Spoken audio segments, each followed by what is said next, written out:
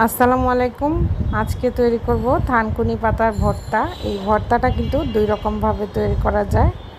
আর এই থানকুনি পাতা হচ্ছে আমাদের শরীরের জন্য খুবই উপকারী একটি পাতা।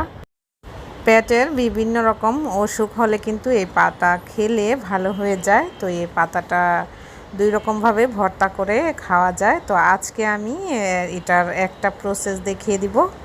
তো এখানে আমি কিছু থানকুনি পাতা খুব ভালোভাবে ধুয়ে নিয়েছি আর একটা ছুরির সাহায্যে কুচি কুচি করে কেটে নিয়েছি।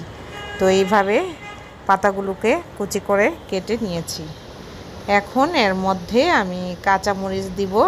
তো আমি একটু ঝাল কম খাই, এজন্য দুটো মরিচ নিয়েছি।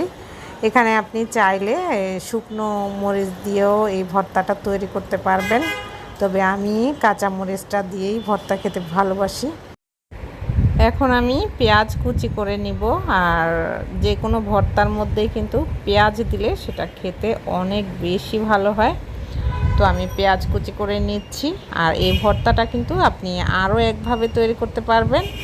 আর সেটা আপনি এই পাতাগুলোকে কড়াইতে নিয়ে টেলে তারপর ব্লেন্ডারে পিষে ভর্তাটা তৈরি করতে পারবেন।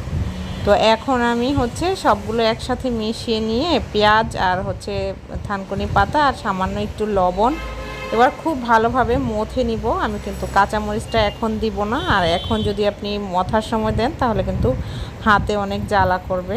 তো খুব ভালোভাবে মথে নেওয়া হয়ে গেছে। এখন আমি সরিষার তেল দিয়ে দিব আর যে মরিচ কুচিগুলো রয়েছে সেটা দিয়ে দিব।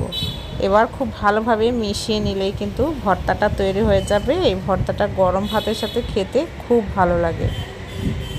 তো দেখুন আমার ভর্তাটা তৈরি।